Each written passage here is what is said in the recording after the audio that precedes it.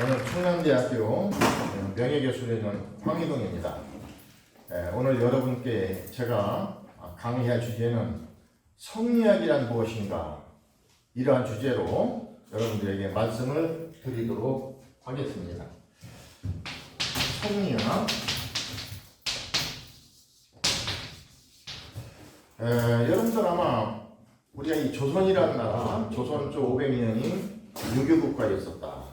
뭐 다 아는 사실입니다. 근데 그 조선의 유교라는 게 뭐냐? 이게 바로 성리학이에요. 근데 우리는 보통 이 성리학을 우리가 주자학이라고 불러요. 주자학. 많이 들어보셨을 거예요, 아마.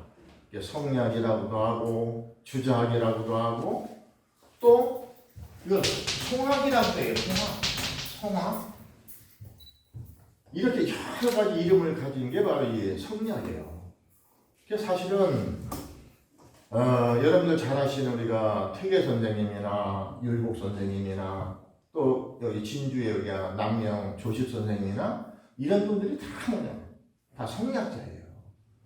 그래서 사실은 우리가 한국의 유교는요, 성리학을 모르면 알 수가 없는 거예요. 근데 사실 성리학은 어떠냐? 좀 어려워요. 우리 일반 대중들이 알기가 쉽지 않아요. 성리학은 기초가 없으면 이해할 수가 없어요. 그래서 오늘 제가 여러분께 바로 이 성리학이라는 것은 어떤 학문이고, 성리학은 어떻게 만들어졌고, 또 우리나라에 있어서의 성리학은 어떤 것이고, 이러한 점을 앞으로 80분에 걸쳐서 여러분들에게 말씀을 드리도록 하겠습니다. 자, 우선 제일 먼저 이 성리학의 이 명칭에 대해서 좀 말씀을 드릴게요. 지금 여러분들 보시는 것처럼, 자, 성리학. 이게 뭐냐면, 이 성리라는 게 이게 인성이란 말이에요. 사람의 본성, 인간 본성의 이치를 탐구하는 학문. 인간 본성의 이치. 그러니까 하늘, 신을 얘기하는 것도 아니고, 개나 돼지 같은 동물을 얘기하는 것도 아니고, 자연을 얘기하는 것도 아니고, 바로 이 성리학은 사람이에요, 사람. 인간의 본성. 그 인간의 본성이 어떤 것이냐? 그 이치를 탐구하는 학문. 이걸 우리가 성리학이라. 그래서 성리학이라는 이름이 붙는 거예요. 또 하나는 우리가 주자학이라고 해요. 주자학이라고 할 때는 뭐냐, 이거는. 제가 이따 말씀드리겠지만, 이 성리학이 만들어지는 것은 중국 송나라거든요. 근데 그냥 하루아침에 만들어진 게 아니에요. 여기에는 많은 분들의 도움을 받아요. 거기에 특히 누구냐? 아마 여러분 들으셨겠지만, 정명도, 정이천. 정명도, 정이천에 바로 이 정자를 따고, 그 다음에 주자, 주희. 주자의 원래 이름이 주희예요. 바로 주자의 주자를 따서 정주학, 이렇게도 부르는 거예요. 정주학. 근데 또 이 가운데서도 누구냐? 주자의 공이 가장 크다. 이 성리학이 만들어지는 과정 속에서 가장 기여를 많이 하고 역할을 많이 한 사람이 누구냐? 바로 주자다. 그래서 우리는 이 성리학을 주자학이라고도 불러요. 그 다음에 이 성리학은 바로 이 송학이에요, 송학. 이게 송나라의 학문이다, 얘기예요.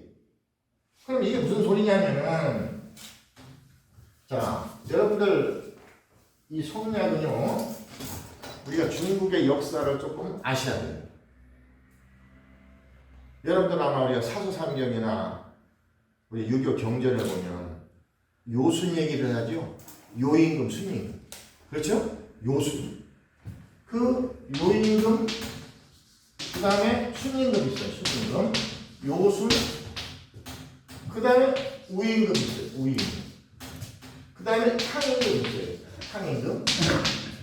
그 다음에 문왕이 있고 무왕이 있어요. 문왕, 무왕. 그 다음에 주공이 있어요. 주공.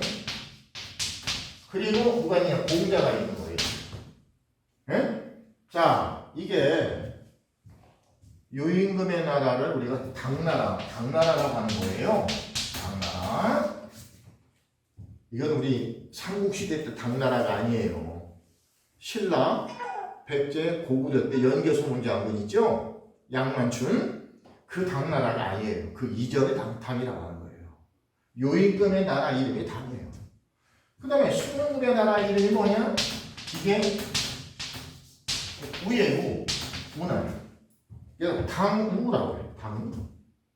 그 다음에 우임금의 나라가 하나라예요. 하나라. 그 다음에 탕임금의 나라가 은나라예요. 하은, 그 다음에 이게 뭐예요? 주나라예요. 주나라. 이렇게 될 거예요. 그래서 하은주를 우리가 뭐라고 그래요? 3대라고 하죠? 3대. 하은주 3대. 그래서 우리 유교 역사에서는 지금 말씀드린 이분들, 요임금, 순임금, 우임금, 탕임금, 문왕, 무왕, 주공, 공자, 우리가 이분들을 우리 유교 역사에서는 성인이라고 하는 거예요. 성인이라고. 자, 이와 같이 이제 흘러오는데 이 주나라 있잖아요. 주나라가 800년 역사예요. 그런데 이 주나라가 어떻게 되느냐? 나중에 주나라가 이제 흔들리는 거예요. 부패하기도 하고 나라가 약해지고 이래가지고 결국 주나라가 어떻게 되냐? 각 지방의 제후들이 할거를 해가지고 맞아요. 중앙정부가 흔들리는 거예요. 이때를 우리는 역사상 뭐라고 그러냐? 춘추 전국시대라고 하는 거예요. 주나라 말기를. 그때를 우리는 역사상 춘추 전국시대. 그리고 이때를 우리는 뭐냐? 제자 백가시대라고도 불러요. 이때를. 자, 이때를 우리가 한편으로는 춘추 전국시대라고 하고 한편으로는 뭐라고 하냐면 제자 백가시대라고 하는 거예요. 이 제자라는 말은 뭐예요? 이 아들 자자는 존칭이죠? 존칭이에요. 공자, 맹자, 노자, 장자, 묵자, 한비자 이렇게 우리 자자를 붙이는 거예요. 우리나라에도 이 자자를 붙이는 분이 딱 한 분 있어요. 퇴계일국이 아니라 소흥자예요. 소흥자. 우암 송시여 선생. 우암 송시여 선생은 소흥자라는 별칭을 받았어요.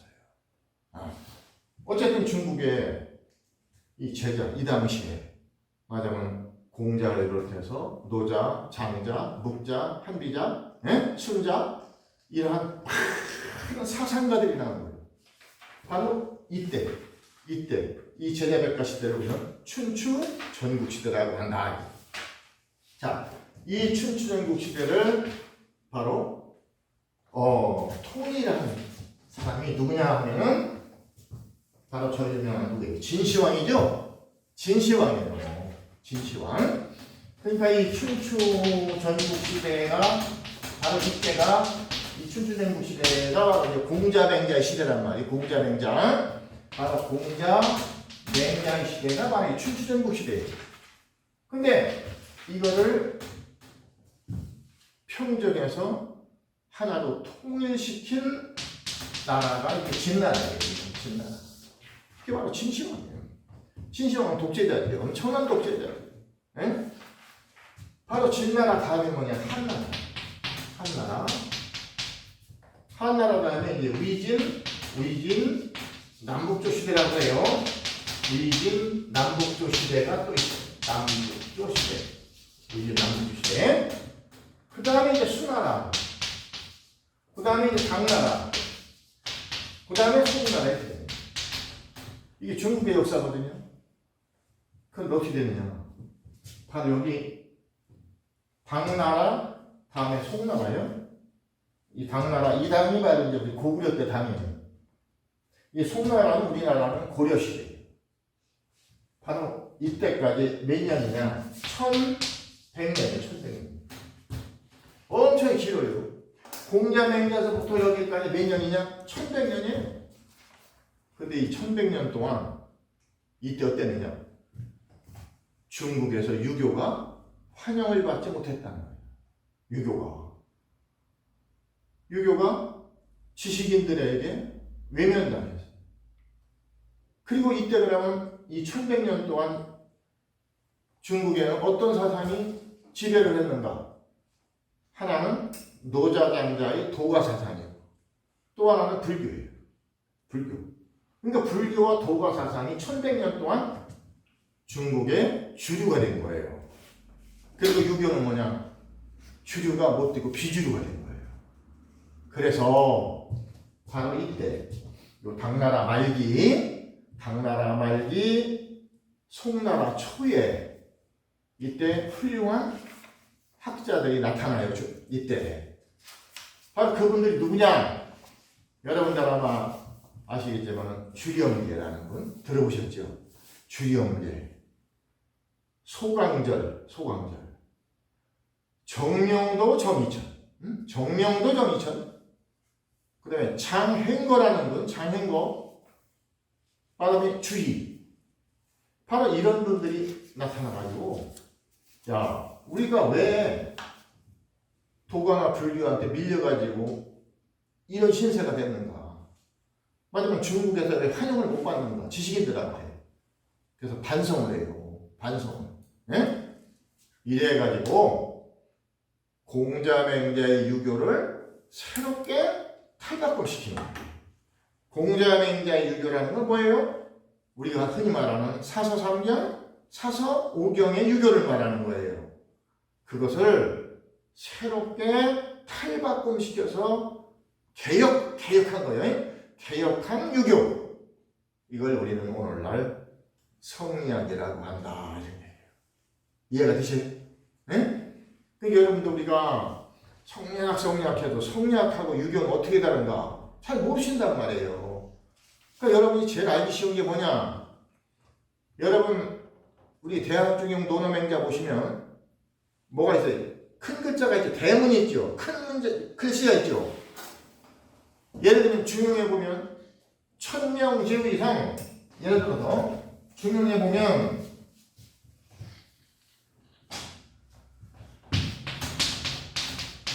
천명 지우 이상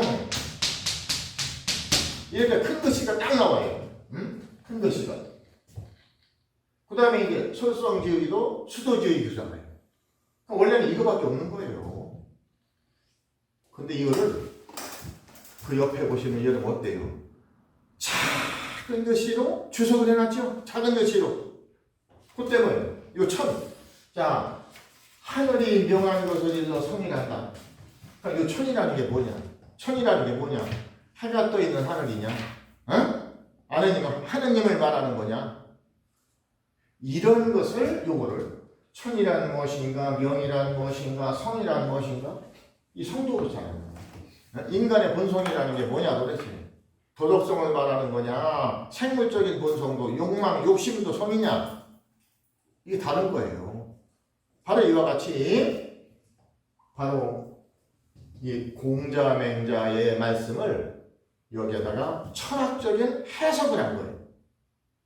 이것을 누가 했냐? 거의 주자가 한 거예요. 죽을 때까지. 주자는요, 유교 경전의 주석을 거의 다 했어요. 그러니까 이 주자라는 분은 보통 사람이 아니에요. 대단한 분이에요. 그래서 오늘날 뭐라고 하냐면 공자 이후에 최고의 철학자가 주자라고 해요. 이건 의심의 여지가 없어요. 그러니까 우리나라의 태계 선생이나 일국 선생이나 이분들도 주자 그러면 깜빡 죽어요. 그게 그냥 그럴 게 아니에요. 참으로 위대한 철학자예요. 그래서 그분에 의해서 바로 이와 같이 공자맹자의 또 사서삼경, 사서오경이 새롭게 탈바꿈을 했다. 그리고 오늘날 우리가 그것을 이해하기 아주 쉽게 이해할 수 있도록 논리적으로 설명해 놓은 분이 누구냐? 그분이 바로 주자다. 네? 그래서 우리는 이 성리학을 우리가 주자학 이렇게도 부르는 거예요.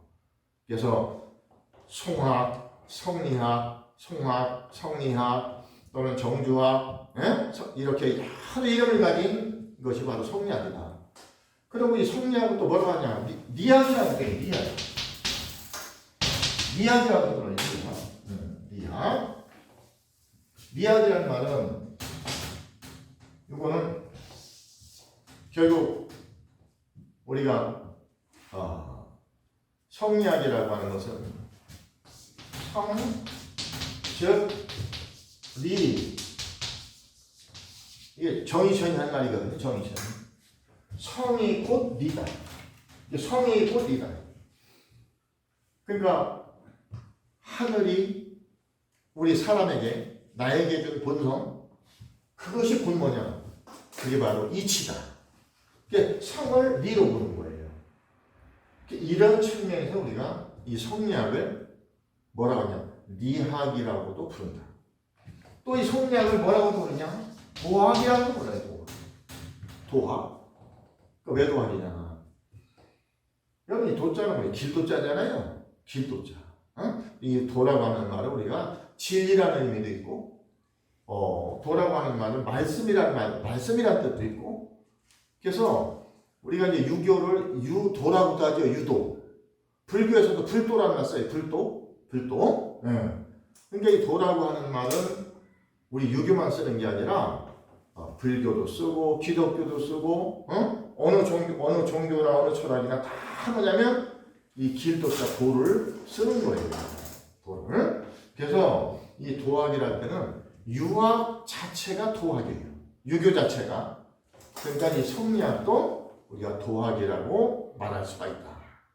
그 다음에 또 하나는 뭐냐? 또 하나는 우리가 이 성리학을 뭐라고도 부르냐면 신유학이라고도 불러요. 신유학이라고도 부른다. 신유학. 자, 새로운 유학이요.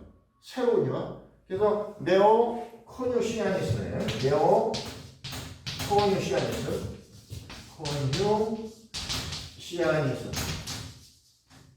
맞아요.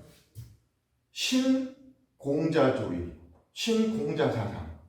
그래서 네오 코뉴시아니즘에서 신유학이라고도 불러요. 그때 신유학이라 할 때는 성리학만 얘기하는 게 아니라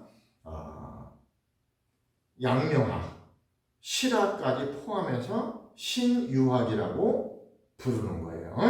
그래서 지금까지 바로 이 성리학이라는 학문은 유교는 유교인데 이렇게 이름이 참 많다 이런 말씀을 여러분에게 이제 드렸어요.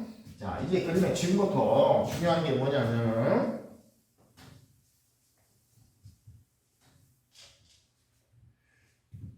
이제 중요한 게 뭐냐면은 이제 성리학의 성격이에요.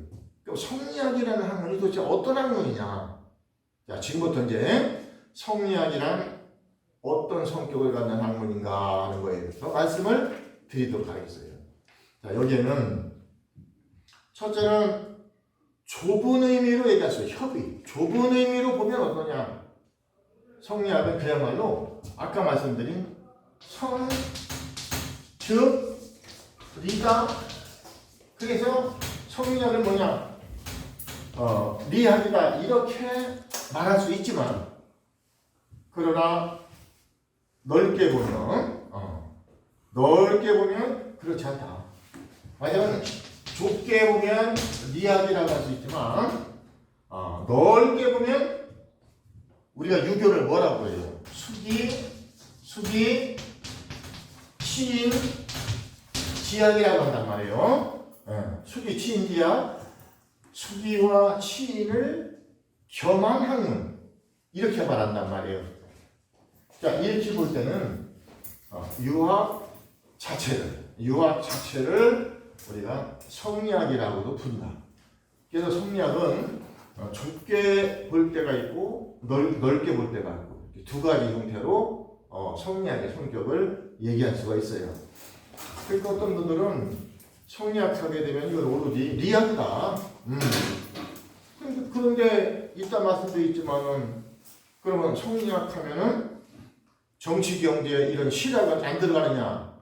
근데 넓게 보면 성리학도 실학을 포함한다. 이렇게 볼 수가 있는 거예요. 자, 그 다음에 이제 우리가 이 유학을 말이죠. 뭐라 그러냐면 내성 외왕지도라는 말을 써요. 내성 외왕지도. 여러분들, 자, 내성 외왕이라는 말 써요. 자, 내성이라는 말은 뭐냐? 안으로는 성인과 같은 사람이 되고, 밖으로는 왕도를 실현한다 이런 말이에요. 그러니까 안으로는 성인이 된다는 거예요. 수기를 말하는 거예요. 수기. 우리 모두가 다 마음 공부를 해서 훌륭한 군자가 되고 성인이 되는 거, 이게 다 뭐예요? 수기. 그 다음에 내왕이라는 건 뭐냐? 밖으로는 왕도를 실현한다. 이게 바로 아까 말씀드린 칭이란 말이에요. 만약 우리가 나라를 다스리고 백성을 잘 살게 하고 이런 거, 이거 합쳐서 우리가 외왕이라고 해요. 그러니까 지금 말씀드린 이런 내성 외왕지도, 요렇게 성리학을 얘기할 수도 있다. 그래서 여러분들이 우리가 조선의 성리학자가 똑같은 게 아니에요. 성리학자들마다 다 개성이 달라요. 예를 들면 우리가 태계 선생님 있잖아요. 태계 선생님 같은 경우는 주로 어떤 분이냐? 바로 여기 마음 공부, 마음 공부를 잘 해서 훌륭한 군자가 되고 성인이 되어야 된다. 그래서 이렇게 경을 강조하고, 하늘로부터 주어진 내 본성을 잘 지켜야 된다 하는 이런 그 주리 철학을 주장하는 분이 중에 태계 선생님. 그런데 율곡은 어떠냐? 율곡은 한편으로는 우리 인간의 마음 공부를 얘기하지만, 율곡은요, 나라를 어떻게 해야 부강하게 하고 어떻게 해야 백성들이 잘 살게 하고 이러한 실학을 갖고 있는 분이 누구냐? 율곡이에요. 그러니까 우리가 조선시대 유학자라고 해서 성리학자라고 해서 똑같은 게 아니다. 그래서 성리학을 우리가 이야기할 때 이렇게 두 가지 성격이 있다는 점을 여러분이 이해를 하시면 되겠고요. 자, 그 다음에 이제 우리가 알아야 될 것은 이 성리학이 만들어지는 데 있어서, 바로 이 도가, 불교와 도가 철학의 영향을 많이 받았다는 거예요. 도가 철학과 불교의 영향을 받았다. 왜 이런 문제가 나오느냐면, 여러분도 한번 생각해 보세요. 우리가 일반적으로 지금도 그래요. 자, 유교라는 게 뭐야? 그러면 삼강오륜이야 이란단 말이에요. 삼강오륜? 그럼 여기다 우리가 오륜을 봐요. 자, 부자유친, 부모와 자식 사이에 친함이 있으면 군신유의, 임금과 신하 사이에 의리가 있어야 된다. 부부유별, 장인우서, 이런단 말이에요. 그게 유교다. 그러면 유교가 뭐가 돼버려요? 그 유교는 하나의 윤리학이 되고 마는 거예요. 윤리학. 그러니까 사람과 사람 사이에서 지켜야 될 도리, 그거 적어놓은 게 유교다. 이렇게 해버리면 너무 어떠냐? 심심한 거예요. 여기서 바로 이런 문제가 나오는 거예요. 자, 자식이 어버이에게 효도를 왜 해야 하지? 우리는 그냥 자식이니까 부모한테 효도해야 되는 거 이런단 말이에요. 근데 성리학에 오게 되면 뭘 얘기하느냐? 왜 자식이 부모에게 효도를 해야 하나? 또 부모는 왜 자식을 사랑해야 하나? 이래. 왜? 그 왜가 다른 거예요. 자, 신하가 임금에게 충성을 해. 그럼 신하는 왜 임금에게 충성을 해야 하나? 그 이치를 따져 묻는 거예요. 그래서 성리학은 우리가 윤리, 예를 들면 부모와 자식 사이의 윤리, 또 부부 간의 윤리, 형제 간의 윤리, 선배와 후배와의 윤리, 우리가 윤리가 많잖아요. 그러한 윤리를 도대체 우리는 왜 지켜야 하는가? 왜?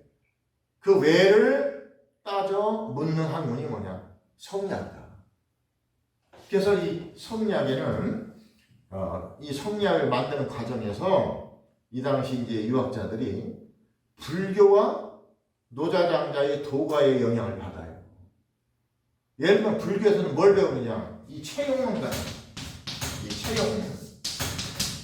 여러분 좀 어려우실 수 있겠지만 우리가 동양 철학에서는 이 체용이라는 말이 이거 중요한 거예요. 체와 용이라는 말이 체라고 하는 건 뭐냐면 몸체자죠.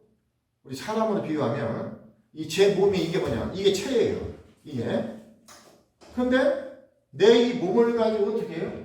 용자는 쓸 용자죠. 내가 이 몸을 갖고 쓰는 거예요. 자, 내 몸을 갖고 쓰면 어떻게 됩니까? 자, 춤도 출 줄 알지요. 글씨도 쓰지요. 노래도 할 줄 알지요. 청소도 하지요. 뭘 만들기도 하지요. 뜀박질도 하지요. 그러면 내 몸은 하나인데 이 몸을 움직여서 어떻게 해요? 수천 가지, 수만 가지의 일을 하는 거예요. 이게 뭐예요? 작용이죠, 작용. 에? 작용하는 거예요. 이걸 우리가 용이라고 해요. 자, 바닷물을 보세요. 바닷물 자체는 체예요, 체. 근데 바닷물이 어떻게 해요? 파도가 바람이 불면, 태풍이 불면 어떻게 돼요? 바닷물이 출렁거려. 뭐가 돼요? 파도가 되는 거예요. 그 파도를 뭐라고 그래요? 용이라고 하는 거예요. 용. 그러면 체와 용이 떨어져 있나요? 아니죠. 체와 용은 붙어 있는 거예요. 떨어져 있는 거예요. 바로 이와 같은 논리, 이와 같은 이론이 이 불교는 굉장히 발달해 있어요. 이 불교의 체용 이론을 유교에서도 받아들인 거예요. 유교에서도 이런 걸 배우고 또 예를 들면 우리가 불교 같으면은 이 정자 수양법, 불교에서는 이 정자 수양법 있죠. 이런 것도 유교 수양법에서 많이 배우게 되고 그 다음에 이제 이 화엄불교 가게 되면 이사무에 이런 이야기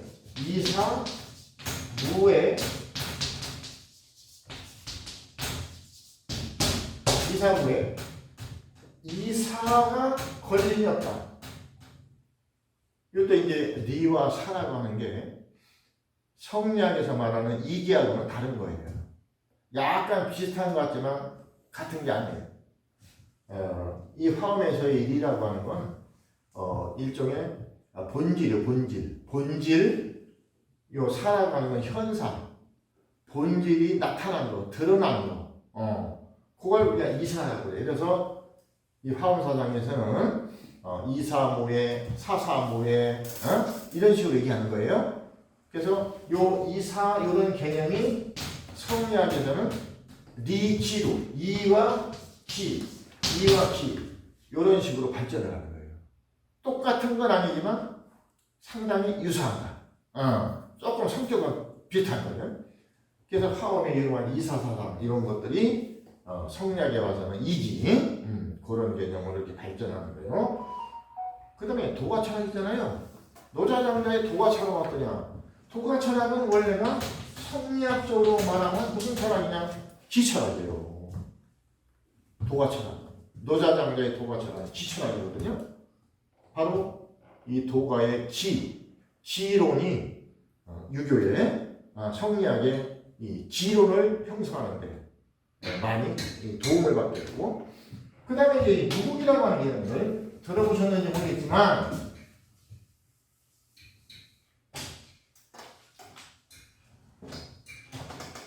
자, 우리가 이 태극이라는 말 쓰지요? 태극이라는 말. 그런데 이 태극 위에다가 또 뭐냐? 무국이라는 말이 또 있단 말이에요. 네. 그래서 태극과 무국은 말하자면 진리의 표현이에요. 진리. 리를 태극이라고 하는 건데, 그럼 이제 무국하면 어떻게 되느냐? 무국하게 되면 이 태극이라고 하는 게 리라고 하는 게 어떠냐? 형체가 없는 거예요. 눈에 보이지 않는 거예요. 볼 수도 없고 만질 수도 없고 들을 수도 없는 거예요. 우리들의 감각적 경험에 와닿지 않는 거예요. 그래서 바로 이 없는 것과 같다는 그런 표현으로서 무국이라는 말을 쓰는 건데, 이 무국이라는 용어가 이게 도교에서 나오는 용어예요.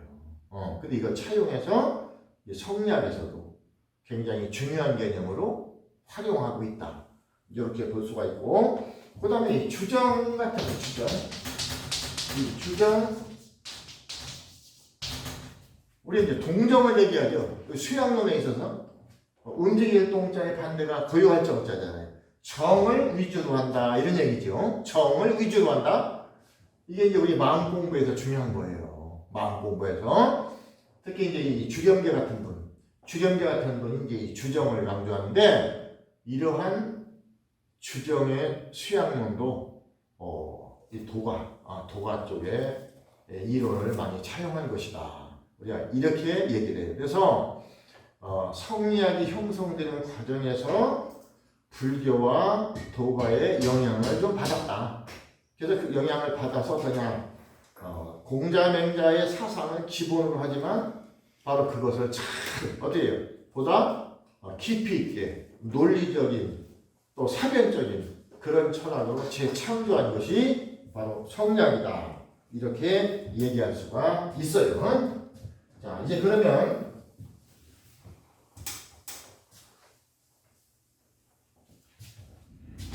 다음은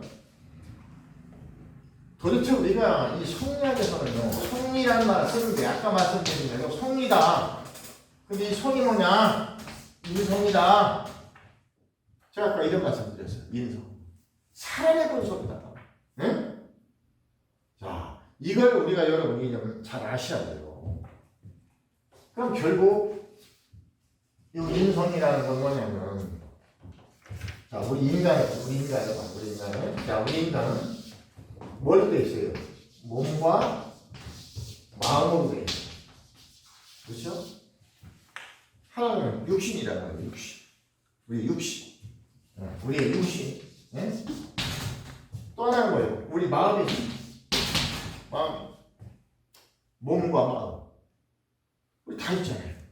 예, 육신이 있기 때문에 우리는 볼 수가 있어. 아, 저렇게 생겼구나. 여자구나, 남자구나. 키가 크다, 작다. 뚱뚱하다, 홀쭉하다. 잘생겼다, 못생겼다. 다 뭐예요? 우리 몸 때문에. 그 다음에 또 뭐가 있어요? 마음이 있어요, 마음. 이 마음을 우리는 뭐라고 해요? 정신이라고 불러요. 이 마음을 우리는 정신이라고도 부른다. 마음을 정신이라고도 부른다. 마음을.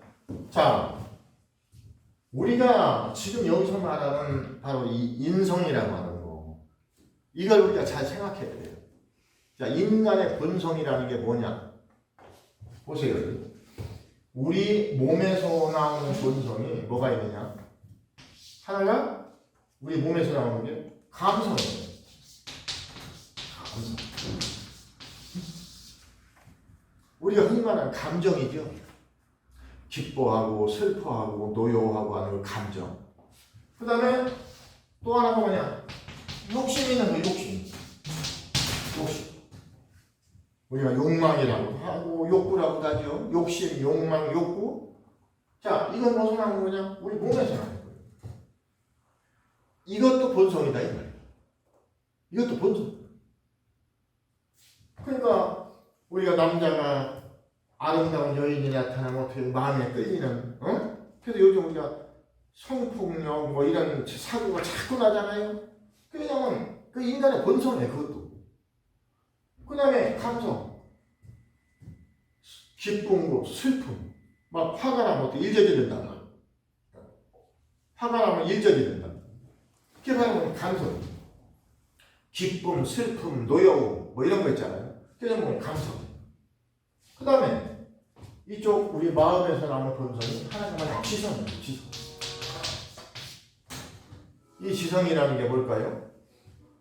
이 지성은 바로 우리 인간이 아득한 옛날부터 지금까지 우리의 문명과 문화를 창조한 원동력이 바로 이 지성이에요. 지성. 그러니까 이 지성은 오늘날 인류가 발전해온 원동력이다. 오늘날 우리가 첨단 과학시대에 살고 편리한 기계를 만들고 이런 것이 다 뭐냐? 이 지성에서 나와요. 그 다음에 또 하나가 뭐냐면 이 마음에서 나오는 본성이 덕성이에요. 덕성. 이 덕성이라는 게 바로 도덕성이에요. 도덕성? 발음을 잘해야 돼요. 사람 도덕성이 돼요. 덕성. 이 덕성을 우리는 다른 말로 뭐냐? 양심이라고 합니다. 양심. 그 그러니까 우리 마음에 나온 본성이 하나는 지성이고 하나는 독성이란 말이에요. 자, 이렇게 돼 있어요. 이렇게. 우리는 이 전체를 성이라고 하는 거예요. 이 전체를 성이라고 하는 거예요. 그러니까 우리 인간의 마음속에는 감성도 있고 욕망, 욕심도 있고 지성도 있고 덕성도 있고 여기 또 하나 말한다면 의지라는 게 있어요. 의지라는 것도 있어요. 우리 마음속에 의지. 나 내일부터 술 끊을 거야. 나 운동할 거야. 결심을 하죠. 그게 의지예요. 의지라는 것도 있단 말이에요. 이 모든 걸 우리는 뭐냐? 사람의 본성이라고도 하고 사람의 본심이라고도 하는 거예요. 이걸 심이라고도 하고 성이라고도 하고 정이라고도 하는 거예요.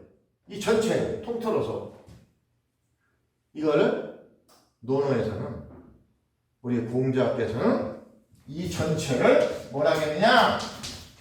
어지린자 인이라고 하는 거예요. 응? 이걸 인이라고 하는 거예요. 인이 뭐냐? 이게 바로 인심이에요. 인심. 이게 바로 뭐냐? 우리 본심이에요. 본심. 바로 인간의 본심. 우리 사람의 마음. 그게 뭐냐? 그게 인이에요. 이 인을 맹자는 더 자세히 설명했어요. 뭐로? 인의예지라고. 요 인을. 공자는 인이라는 말로 딱 얘기해버린 거예요. 인. 그러니까 논어 읽으면 온통 인이에요. 어진 사람이 되라. 어진 사람이 되라는 거예요. 근데 그거를 더 자세하게 설명한 분이 그냥 맹자. 맹자가 뭐예요? 인의예지. 그걸 네 가지로 분석을 하는 거예요. 네? 어쨌든 우리는 이것을 인간의 본성이라고 한다. 자, 여기서 우리 성리학이라고 하는 것은 다시 말씀드리면 보세요. 잘 보세요. 여기서 우리 성리학은 우리 인간의 마음속에도 뭐가 있다? 네가 있고 기가 있다 이 말이에요. 네가 있고 기가 있다. 우리 마음속에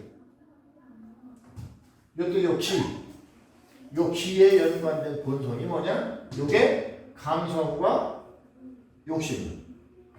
요 니에 관계된 본성이 지성과 독성. 자, 요럴 때 요것들이 내 마음속에서 어떻게 되냐? 항상 동거예요. 내가 이 세상에 태어나서 죽는 날까지 동거예요. 이 네 개가 같이 살아. 의지까지 합치면 오형제의 오남매예요. 의지까지 합치면 오남매예요. 이것들이 내가 태어나서 죽는 날까지 동거를 하고 있어요. 근데 일이 어떠냐? 어떤 때는 서로 협력을 하고 어떤 때는 지들끼리 싸워요. 응? 협력도 하고 동거를 하다가 싸운단 말이에요. 여기서 우리 인간은 어떻게 해야 돼요? 조심을 해야 되는 거예요. 그러니까 만약에 이쪽에 감성과 욕망이 이쪽 지성과 덕성을 이기면 우리가 실수를 하는 거예요. 실수. 그런 것이고 만약에 이쪽에 지성과 덕성이 감성과 욕망을 이기면 우리는 훌륭한 사람이 되는 거예요. 그러니까 군자가 되느냐 소인이 되느냐, 군자가 되느냐 소인이 되느냐, 바로 여기에 있는 거예요.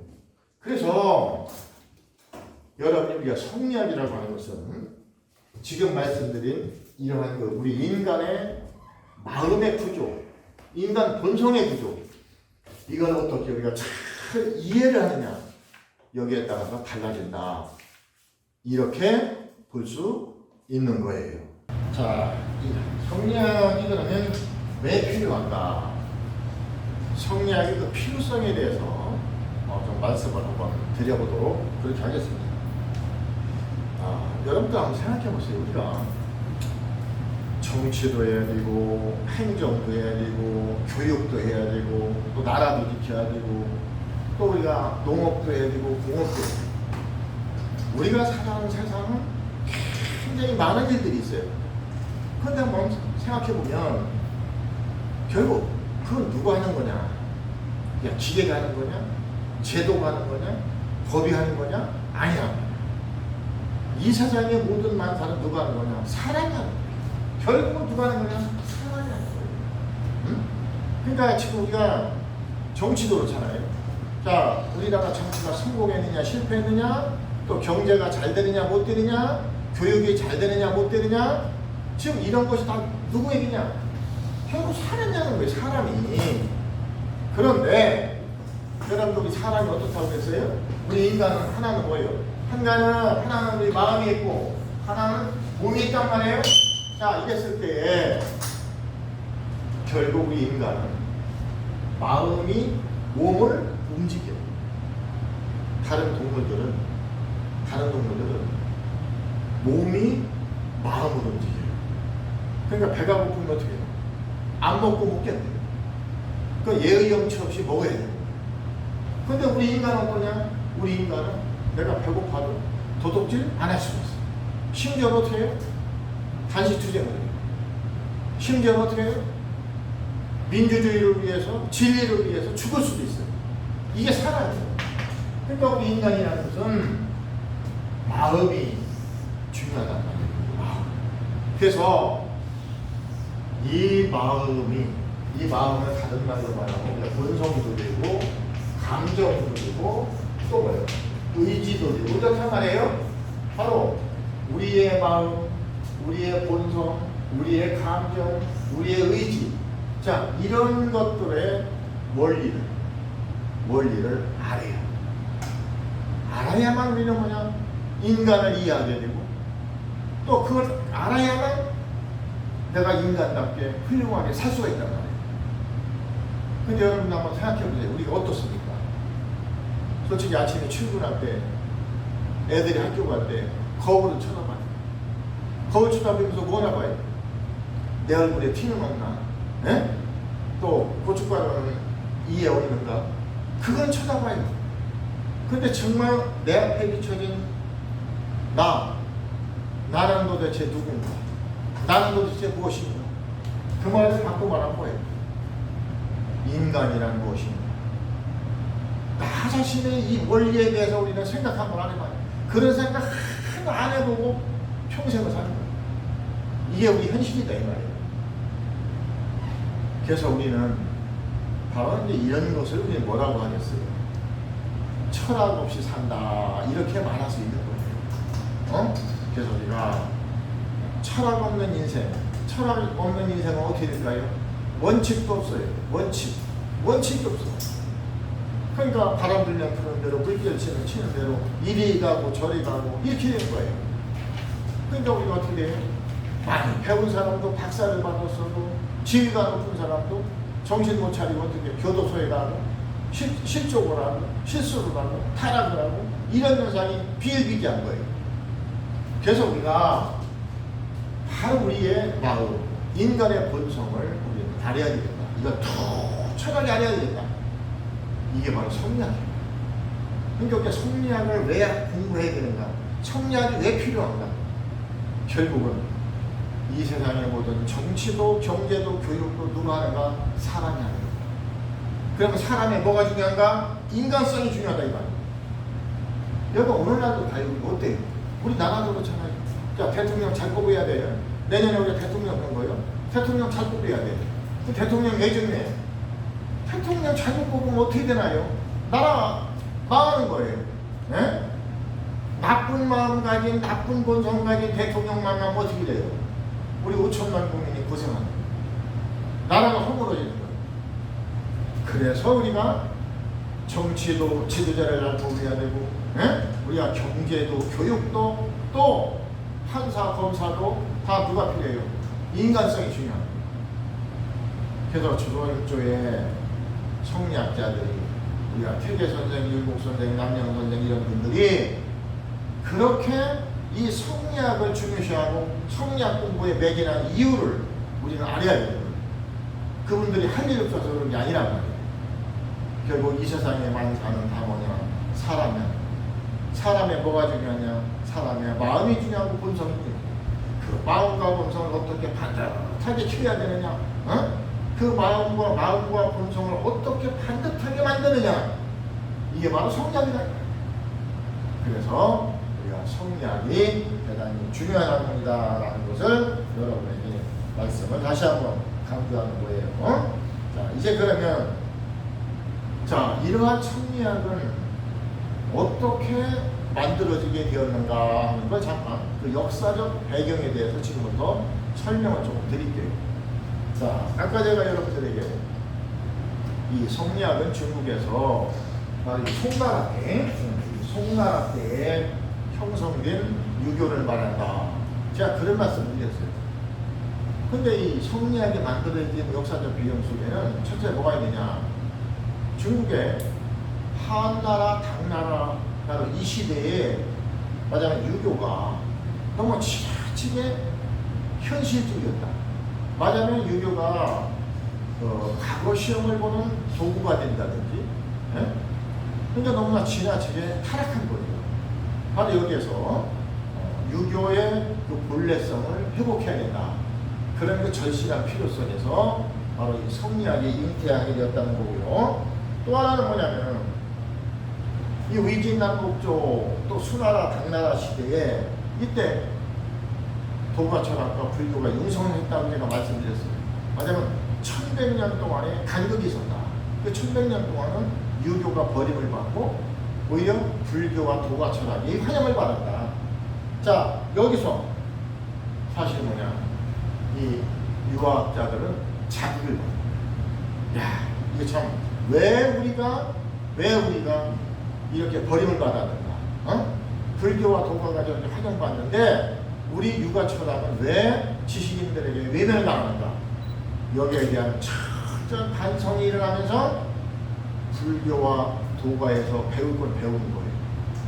그래서 불교 도가와의 교섭 관계 속에서 말하자면 새로운 유학을 창출하게 되는 거예요.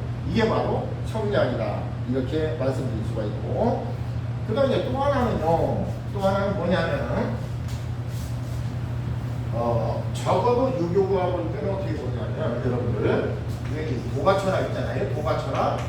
도가철학과 이 불교를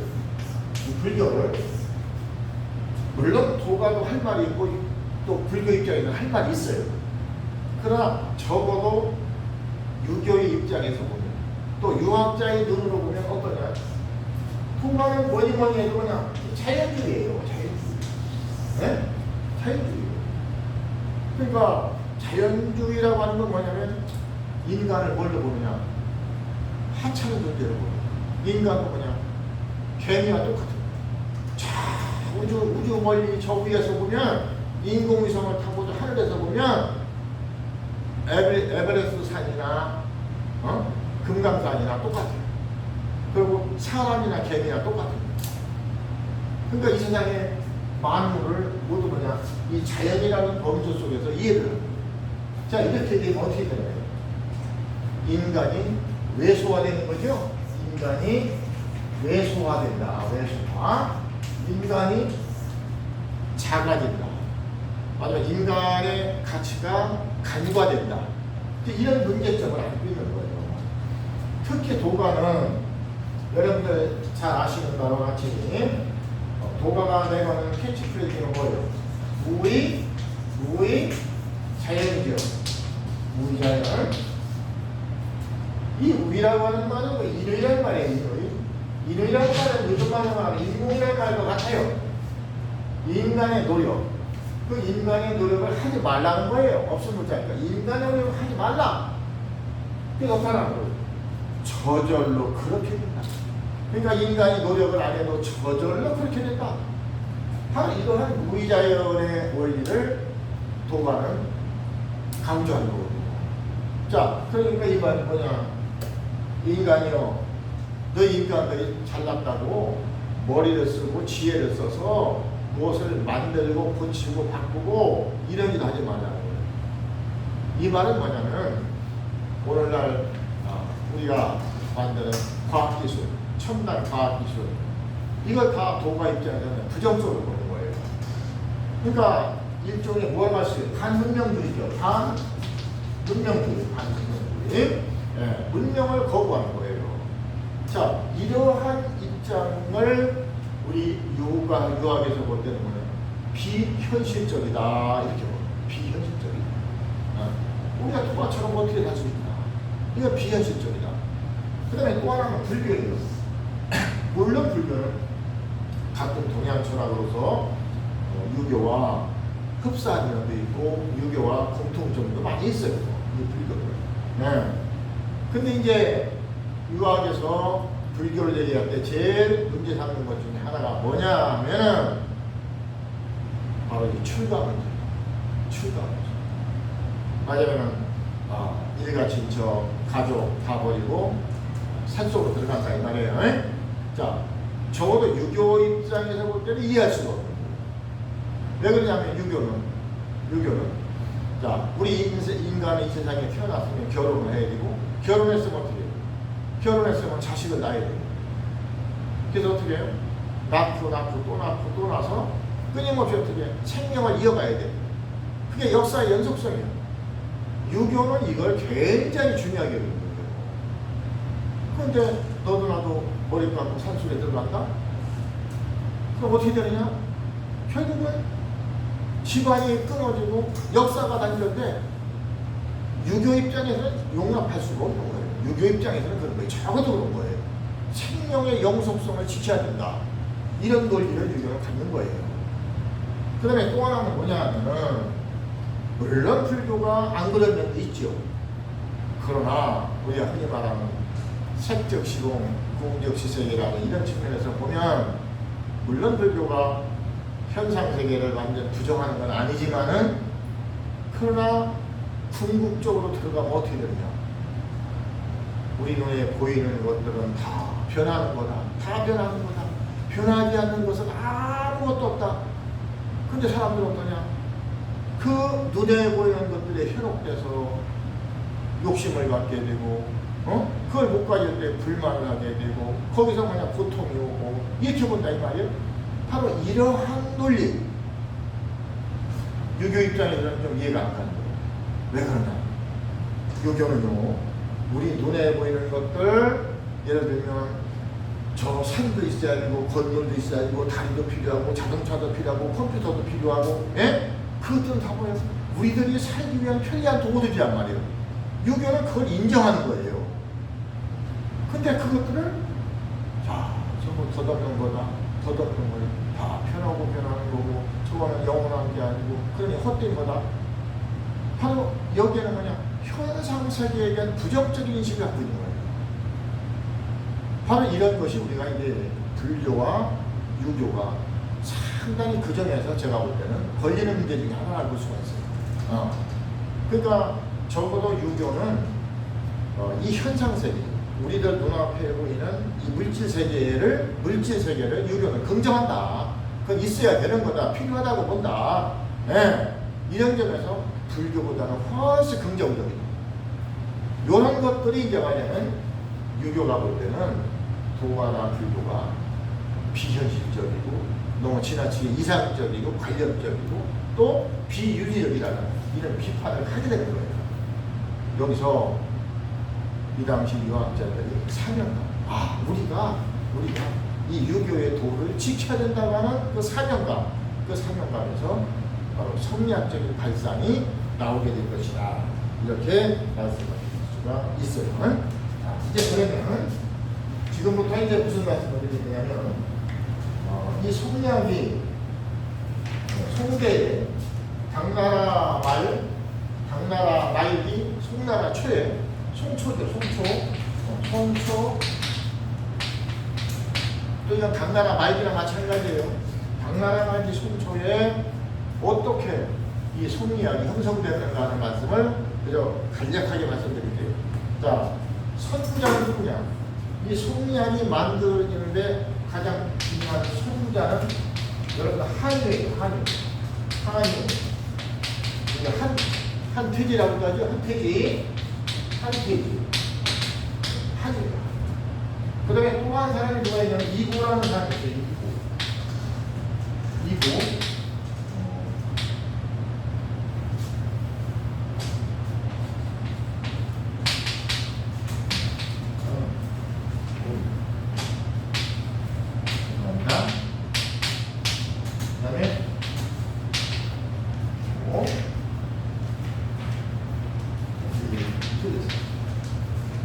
고자예요. 고자. 이고. 한유와 이고 이 두 분이 이고는 불교를 하는 분이고 그런데도 불구하고 불교를 하면서도 유학을 하시고 그리고 여기 한유는 여러분 문장가죠. 아주 유명한 문장가죠. 그래서 한유와 이고 이 두 분이 당나라 말기 송나라 초에 바로 이 성리학의 선구자예요. 선구자. 그 다음에 이제 이 성리학의 개조라고 한다면 성리학의 개조라고 하는 거는 바로 주력계.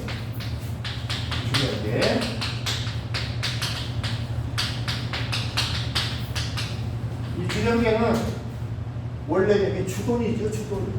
원래 이름은 주돈인데 호가 영계예요. 영계 선생이라고 해요. 그래서 이제 이분이 여러분들 아시는 정명도, 정의천도 누구 제자냐? 바로 이 주령계 제자예요. 그런데 이 주령계는 사실 유학자지만 그 살아가는 그 삶의 방식이나 이 사고는 상당히 도가적이었다고 해요. 그런데 이 주령계의 대표적인 저술이 저 유명한 태극도술이죠.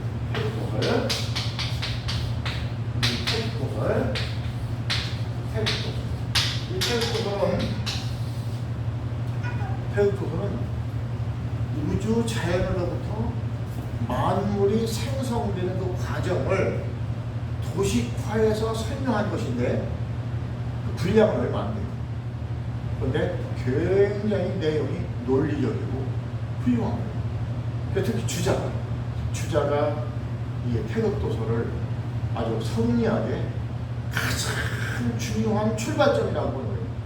그래서 주자에 의해서 이 주령계의 태극도서의 성리학이 아주 기초로서 강조되는 거예요. 그래서 주령계의 태극도서. 그래서 이 실질적인 개조는 누구냐? 바로 주령계다. 이렇게 말씀드릴 수가 있어요. 그 다음에 이제 누가 있냐면은 그 다음에 이 소강렬이 있죠.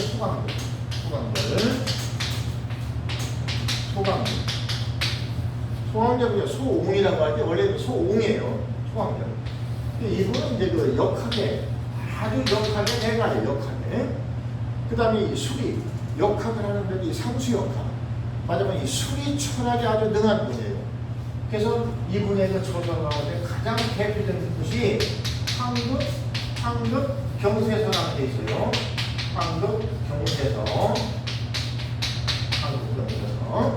이게 대표적인 이 소강렬의 저술인데 이분은 주로 말하자면 이 우주의 그 순환 원리를 말하자면 주역의 상수 원리로 이렇게 설명한 이쪽에 굉장히 해박했던 분이 누구냐? 바로 소강렬이죠.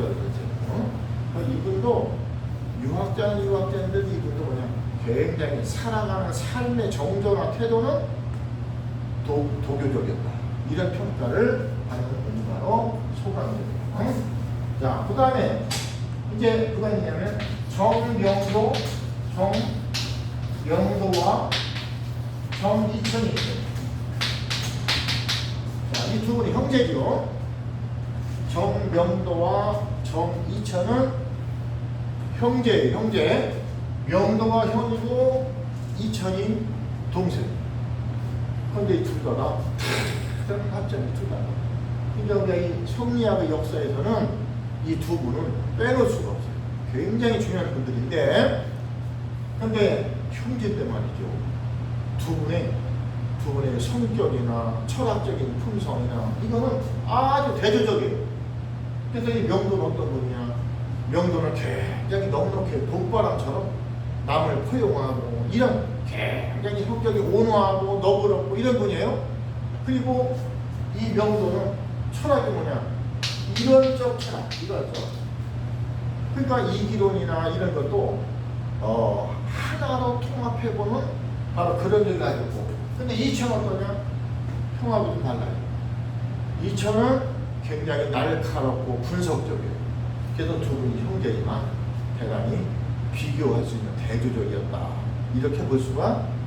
자, 그 다음에 우리가 이제 볼 수 있는 게 누구냐면은 바로 바로 이 장인거라는 것이 또 있어요. 장인거. 장인거.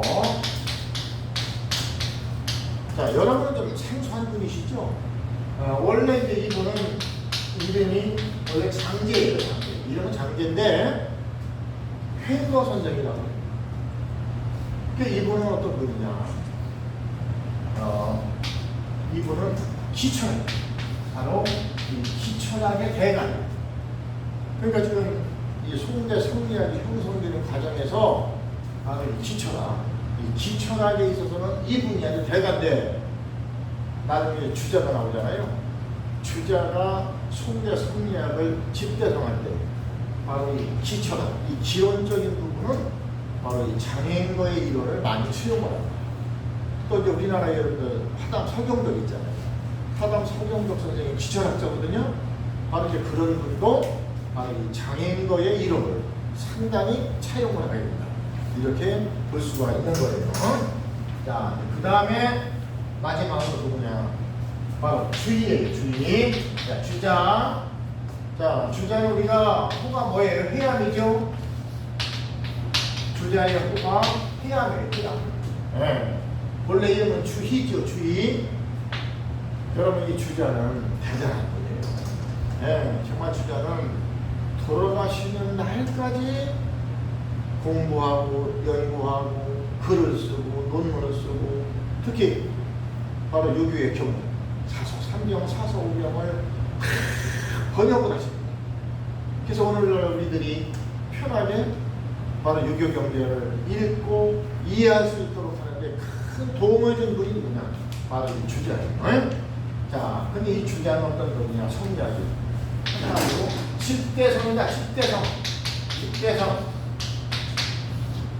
그러니까 지금 말씀드린 주영계라든지 주영계, 정명도, 정신천, 또 소방절, 그리고 장인도 바로 이런 분들의 이 성리학을 모아서 이거를 큰 틀에서 뭐냐 조직화하고 체계화를 시킨 거예요.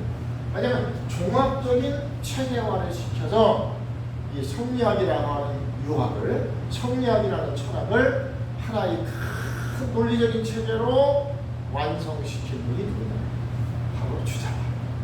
그래서 주자는 이런 점에서 우리가 성리학을 주자학이라고도 부른다. 이렇게 말씀드릴 수가 있어요. 자, 이제 그러면 지금부터 이제 이런 것이 이제 성리학. 그러니까 다시 한번 말씀드리지만 성리학도 유학인 거예요. 유교예요. 성리학도 유교예요. 유학 빼놓고 따로 있는 게 아니에요. 공자맹자의 유교를 중국 송나라 때 새롭게 변신시킨 유교. 이걸 우리는 성리학이라고 그런 얘기예요. 그래서 지금부터 이제 우리나라의 경우에 이 성리학이 우리나라에서는 어떠했는가 하는 말씀을 드릴게요. 제가 아까도 말씀드렸지만 우리가 고려 시대는 불교였죠. 불교. 고려는 불교 국가예요. 그런데 고려 말에 이제 누가 이성계가 이방원이가 이성계 이방원 부자가 혁명을 하잖아요. 그래서 어떻게 해요? 고려를 무너뜨리고 조선을 세워요. 1392년에 바로 이때 이 조선이라는 나라를 바로 뭐로 세우느냐? 유교 이념으로 세웁니다. 근데 그때 그 조선이라는 나라의 철학이 뭐냐? 성리학이에요. 성리학을 국가의 이념으로 삼는. 그래서 이런 그 조선이라는 나라를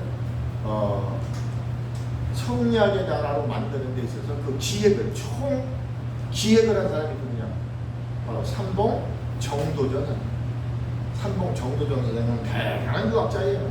예. 물론 이방원에 의해서 암살당했지만 그분이 말하자면 유교국가 조선의 전체적인 그 디자인 설계를 한 분이라고 볼 수가 있어요.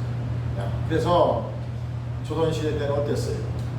임금서부터 신하, 만백성이 누구나 다 유교를 모르면 안 되고 성리학을 모르면 안 되는 거예요. 바로 그런 나라가 바로 조선이에요. 자, 우리나라의 성리학이 언제 들어왔느냐? 우리 문헌상으로는 1289년에 누구냐면 안양 선생님. 안양 선생. 네, 안양 선생이 있습니다. 이 안양 선생이 원나라에 갈 때, 원나라에 가서 4개월을 머물고 1290년에 그 이듬해에 돌아왔어요. 1290년에. 이때 돌아올 때 바로 주자전설을 베끼 갖고 왔다. 주자대전. 주자의 문집을 베끼 갖고 왔다. 그때는 뭐 복수하기도 없을 때죠. 컴퓨터도 없을 때고. 근데 참 그 주자 대전이라는 게 분량이 엄청나거든요. 어쨌든 그걸 가져왔다는 거예요. 최초로. 그래서 이제 우리 역사상에는 뭐냐? 우리나라에 성리학이 전래된 게 1289년에 안양 선생에 의해서 들어왔다. 이렇게 보는 거예요. 오늘날. 자, 들어와서 이제 고려 말에 많은 유학자들이 나오죠. 고려 말에. 아마 그때 여러분들 잘 아시는 대표적인 분이 누가 있느냐면 바로 포은 정봉주 선생, 야음 길제, 그다음에 삼봉 정도전, 또 양촌 권근, 뭐 또 이재현이라든지 이런 거, 또 이승민이라든지 이런 분들도 다 고려 말 영안선초의 유학자들이에요. 그래서 이제 이분들의 시대를 지나고 나서 이제 어떻게 돼요? 이때 이제 문제가 되는 게, 이때 고려 말에 이 유학자들이 두 파로 갈라져요. 하나는 뭐냐? 이성계의 혁명을 놓고 어떻게 볼 것인가? 한쪽은 뭐냐? 반대하는 거예요. 자, 이성계의 혁명은 뭐냐? 이건 잘못된 거다. 바로 여기 앞장선 사람이 누구예요? 포은 정몽주, 야은 길제. 이런 분들은 뭐냐? 이성계의 혁명은 잘못된 거다. 이거는 불사의군에 어긋난다. 이래가지고 목숨을 걸고 반대하고. 그게 결국 어떻게 돼요? 포은은 암살을 당하고, 야은 길제는 살아서 충절을 지킨 거예요. 근데 또 한쪽은 누구냐? 고려는 어차피 망하게 돼 있다. 고려는 어차피 망하게 돼 있다. 그러니 혁명이 필요하다. 그 혁명을 정당화하는 거예요. 바로 이런 입장에 섰던 인물이 누구냐? 바로 이런 입장에 섰던 인물이 정도전, 삼봉 정도전과 양촌 권근입니다. 자, 이렇게 되다가 이게 조선의 유교는 수양대군이 어린 조카 단종의 왕위를 찬탈하는 개의정난 사건이 벌어진단 말이에요. 이때 또 이제 유학자들은 두 패로 갈라져요. 그렇죠? 그래서 한쪽은 뭐냐? 바로 수양대군 행위를 불의를 규정하고 목숨을 걸고 싸우는 바로 이들이 누구예요? 송삼문, 박평영 같은 사육신과 또 매월당 김시숙 같은 상육신, 바로 이분들이에요. 근데 또 한쪽은 뭐예요? 또 한쪽은 수양대군에 협력한 사람들이 바로 정인지, 신숙주, 바로 이런 분들이에요. 골람이라는 이런 분들. 그때도 둘로 갈라진 거예요. 그러다가 15세기에 오게 되면 우리가 이 도학 시대를 맞게 되죠. 도학. 이때가 언제냐면 우리가 이 사화 시대예요. 사화 시대. 모사화, 갑자사화, 기묘사화, 을사사화, 바로 이 4대 사화.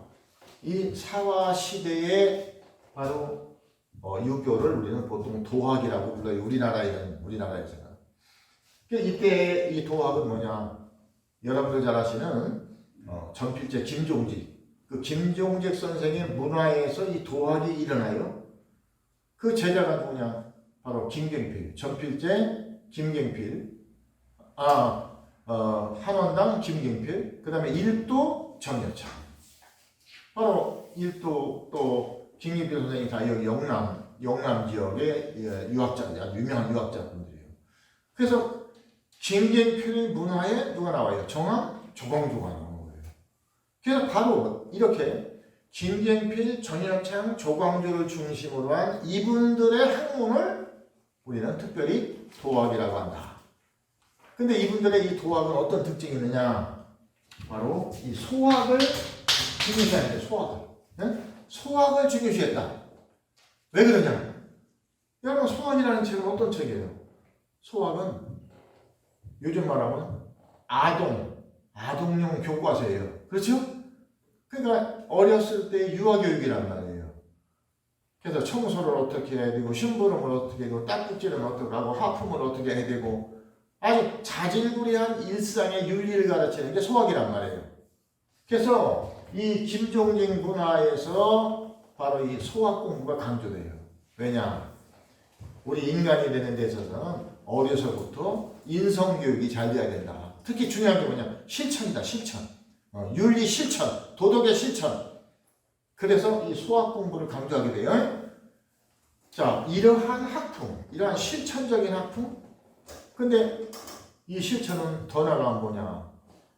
하자면 국가에 이쪽으로 가면 살고 이쪽으로 가면 죽는다. 정의와 불의의 기로에 서서 선택을 하는 이런 상황. 예를 들면 자, 사육진에 말하자면 수양대군 행위를 놓고 이쪽이냐 저쪽이냐, 또 이성계의 혁명을 놓고 이쪽이냐 저쪽이냐, 이걸 판단해. 잘못하면 살고 잘하면 살고 잘못하면 죽는 거예요. 바로 이럴 때에 우리는 뭐냐? 결단을 해야 돼요. 바로 이러한 의리적 실천을 강조하는 유교, 이게 바로 도학이에요.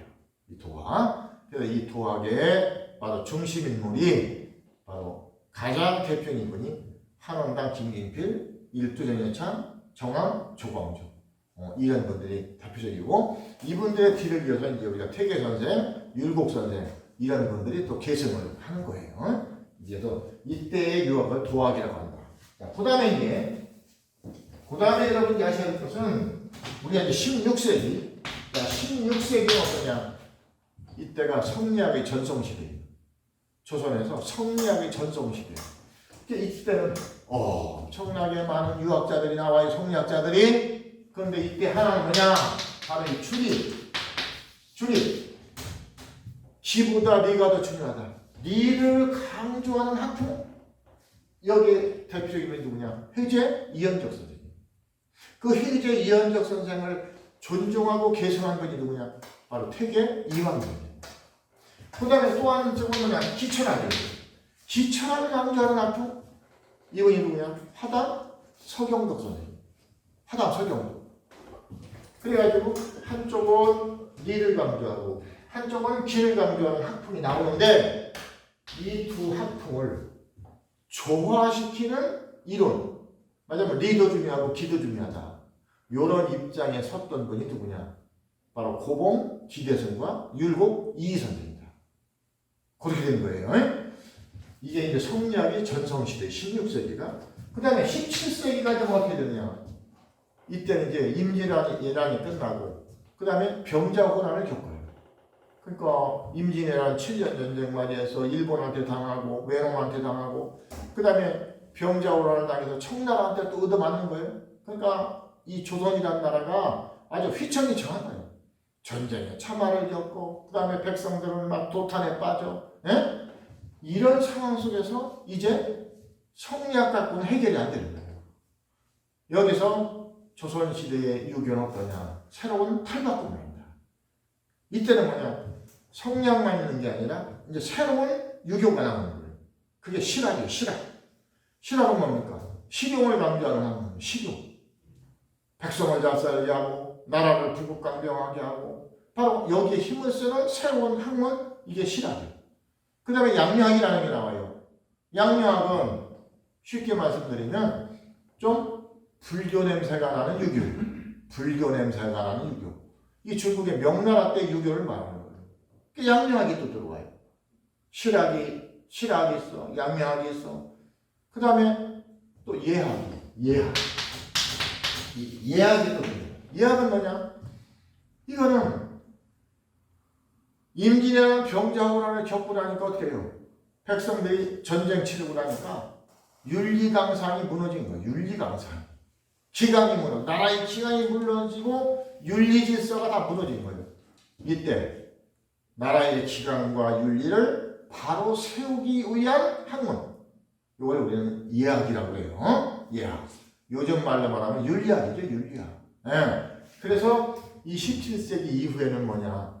여러 가지 다양한 형태의 유학으로 발전하게 된다. 그래서 제가 말씀드린 이런 것이 뭐냐면은 우리나라에서 현재 그 유교가 이렇게 변천해온 과정을 여러분에게 이제 말씀을 드렸는데, 자 이제 잠깐 여러분들에게 무슨 말씀을 드리느냐면, 자 우리가 성리학의 기초에 대해서 잠깐 말씀을 좀 드리겠어요. 자 여러분, 우리가 이 성리학은요, 공자맹자 유교에서 볼 수 없는 일이 벌어져요. 그게 뭐냐? 아마 여러분들 많이 들어보셨을 거예요. 바로 이기론이라는 거예요. 이기론. 이 이기론이라는 것은 대학중용 도로맹자 이거보다 안 나와요. 근데 성리학은 뭐냐? 온통 이기론으로 도배가 되어 있어요. 이기론. 이기론을 모르면 성리학을 알 수가 없는 거예요. 그럼 이기라는 게 뭐냐? 이건 여러분들 주역 계사전에 보면 이런 게 나와요. 형이 상자는 위지도요. 형이 상자는 위지도요. 형이 하자는 위지기라. 이런 말이에요. 네? 이게 주역 계사전에 나오는 거예요. 형이 상자. 여러분 형이 상이란 말 들어보셨죠? 형이 상, 형이 하. 형이 상이란 말이 나와요. 주역에. 형이 상자를 읽는 도라고 하고 형이 하자를 읽는 기라고 한다. 그렇게 짜요. 요 도를 성리학에서는 리라고 하는 거고, 요 기를 성리학에서는 기라고 하는 거예요. 응? 주역의 도를 리라고 하고 그릇 기자 기를 기울 기자로 쓰는 거예요. 요게 이기론이에요. 자, 그러면 지금부터 제가 말씀드릴게요. 성리학이란 한마디로 뭐냐? 이 세상의 모든 건, 이 세상의 모든 건 뭐에 있나? 리와 기울에 있다. 이게 성리학의 대전제예요. 이 세상의 모든 건 다 그냥 이기울에 있다. 그럼 이때 리는 뭔가? 리라는 게 뭐냐? 이치. 자, 시계는 시계의 이치가 있다. 컴퓨터는 컴퓨터의 이치가 있다. 자동차는 자동차의 이치가 있다. 사람은 사람의 이치가 있다. 책상은 책상의 이치가 있다. 우리 인간의 마음에도 이치가 있다. 마음. 우리 인간의 감정에도 이치가 있다. 이 세상의 모든 건 이치 없는 게 없다. 다 이치가 있다. 예? 요 리라는 게 그런 거예요. 이치. 이 세상의 모든 것은 그것에 이치가 있다. 그게 리예요. 근데 이치는 어떤가? 이치는 형상이 없어요. 모양이 없어. 모양이. 생김새가 없어. 그렇죠? 여러분 시계의 이치 보여요? 시계의 이치는 안 보이죠. 없죠. 안 보이죠. 나무의 이치, 사람의 이치는 안 보이는 거예요. 모양이 없어요. 모양이. 볼 수도 없고 만질 수도 없고 들을 수도 없고 냄새도 없고 맛도 없는 거예요. 그래서 어떠냐? 없는 것 같아. 근데 있는 거예요. 없는 것 같지만 있는 거예요. 그게 리요. 예? 굉장히 중요한 거예요. 예? 리라는 것은 있어요. 있는데 어때? 없는 것 같아. 왜? 모양이 없어. 모양. 그럼 기는 뭐냐? 자, 기는 그 이치를 담는 그릇. 여기 아까 그릇 기자 썼죠? 그릇 기자 이게 주역에서 그릇 기자. 이치를 담는 그릇이 기예요. 이치가 들어가 있는 곳, 이치가 담겨 있는 곳. 자, 이 분필 보세요. 분필에 이치가 있어요. 그 이치가 뭐예요? 이러한 그릇에 들어가 있는 거예요. 여기 들어가 있는 거죠. 분필의 리와 기가 합쳐서 분필이 된 거예요. 이 시계도 시계의 이치가 이 그릇에 담겨 있는 거예요. 담겨서 뭐가 돼? 시계가 된 거죠. 이해되시죠? 그렇죠? 자동차도 그런 거예요. 사람도 그런 거예요. 사람도 그냥 사람의 원리가 있어요. 사람의 원리가 요러한 모습으로 담겨 있는 거예요. 그러니까 이 세상의 모든 건 뭐냐? 다 뭐냐? 리와 기가 합쳐져 있는 거예요. 이 세상의 모든 것은 다 리와 기로 되어 있다. 에? 근데 이 기가 합쳐져 있다. 합쳐져 있다. 이게 성리학의 대전제예요. 성리학이 다 이렇게 보는 거예요. 이 세상의 모든 것은 니와 기로 되어 있다. 근데 그 니와 기가 어떻게 하나로 합쳐져 있는 거예요. 합쳐져 있는 거예요. 여기서 중요한 게 뭐냐? 니는 이치는 운동 변화하지 않는 거예요. 그걸 우리가 니발이라고 해요. 니발. 자, 여기서 이제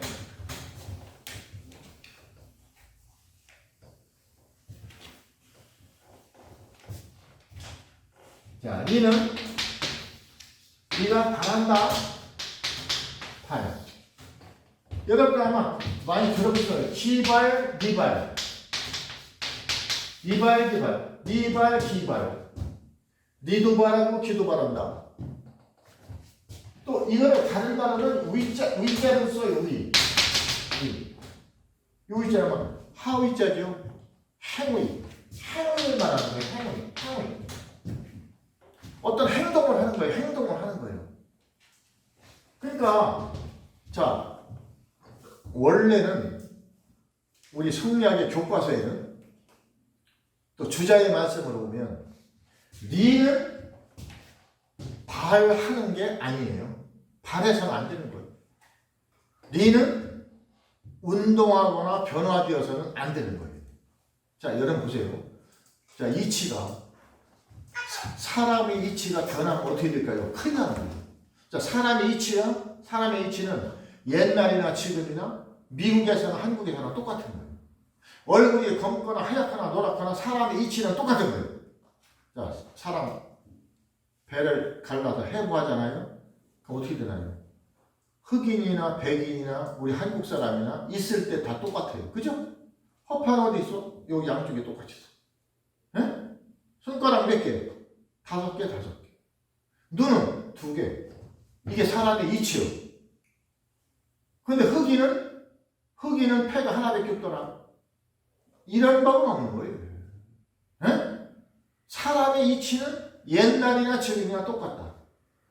때와 장소를 불문하고 똑같다. 그러니까 어떻게 이치는 변하는 게 아니다. 이치는 변하는 게 아니다. 이치는 자기 스스로 운동하지 않는다. 작용하지 않는다. 이게 성리학의 교과서예요. 그럼 운동하는 거 뭐냐? 변하는 거 뭐냐? 어디까지나 기다. 어디까지나 기다. 그러니까 운동하는 건 변하는 건 기예요. 기가 변하는 거예요. 보세요 지금. 이 분필도 뭐예요 지금. 제가 만지작거리니까 어떻게 이 달치요? 달아. 변하는 거예요. 지금 변하는 거예요. 변하는 건 뭐예요? 이 분필의 기가 변하는 거예요. 우리 사람도 오늘 아침에 머리 감았더니 어떻게 해요? 머리털이 하나 빠졌어. 변한 거죠? 이 변한 거예요. 네? 변한 거예요. 자, 내 체중이 늘었어? 내 체중이 줄었어? 이게 뭐예요? 변하는 거예요. 뭐가 변해? 기가 변하는 거예요. 변하는 건 기가 변하는 거예요. 니는 변하는 게 아니에요. 이게 성리학의 교과서적인 해석이에요. 바로 태계 선생님은 뭐라고 그랬느냐? 니도 바라고 기도 바란다 이렇게 말씀하신 거예요. 태계 선생님. 이걸 우리는 태계 선생님의 이기 호발설이라고 하는 거예요. 이게 호발설이에요. 이기 호발설. 이게 태계 선생님의 대표적인 학설이에요. 이게 호발설. 니도 바라고 기도 바란다. 그래서 4단 7정이 다 이발, 기발. 이게 호발설이에요. 이렇게 되니까 이거를 비판한 사람이 율곡 선생님이에요. 그게 율곡이었대요. 태계 선생님의 이발, 호발은 틀렸다. 이건 태계 선생님의 결정적 실수다. 이래가지고 그냥 율곡 선생이 본격적으로 비판한 거예요. 네? 그러자 그 이후에 어떻게 돼요? 영남 쪽에 태계 선생님이 제자들이 수백 년 동안 바로 태계 선생님의 학설을 지키느라고 고생을 한 거예요. 네? 태계 선생님의 이발이 옳다, 호발이 옳다. 이래가지고 지옥학파와 영남학파 간에 싸움이 붙는 거예요. 계속 100년, 200년을 두고 그렇게 된 거예요. 근데 그 본령은 뭐냐? 바로 태계 선생님의 이발, 호발을 지키려고 하는 거예요. 네? 그러면 율곡선생은 아니 네가 바란다면 그게 네가 아니다 이 말이에요. 네라는 건 뭐예요? 이치요 이치. 이치가 변해? 이치가 변하면 어떻게 되는 거야 이게.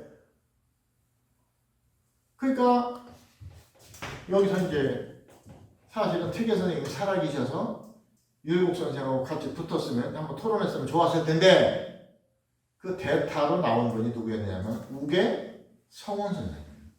율곡 선생님의 말약한 친구 우계 성원. 그 우계 성원이 태계 선생님을 존경하고 태계 선생님 학설에 동조를 한 거예요. 그 율곡이 우계 성원을 놓고 싸움을 한 거예요. 왜냐면 태계 선생님의 대타죠, 대타. 근데 제가 볼 때는 게임이 안 되죠.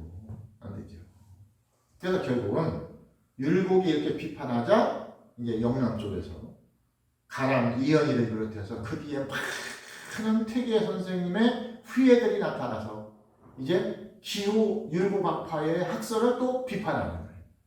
태계 학설을 옹호하고 이렇게 서로 주고받으면서 학문은 발전하는 거예요.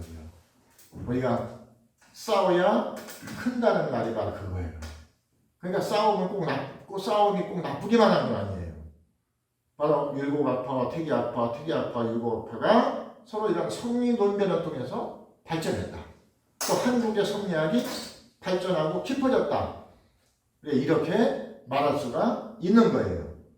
자, 여기서 이제 우리가 또 하나 말씀을 드린다면 여러분이 아마 이 사단칠정에 관한 논변을 사단 칠정, 영화 사단, 그 다음에 이 칠정에 관한 얘기를 그동안 많이 들으셨을 텐데 이 사단은 어디다 맨자에 나오는 거예요. 사단은.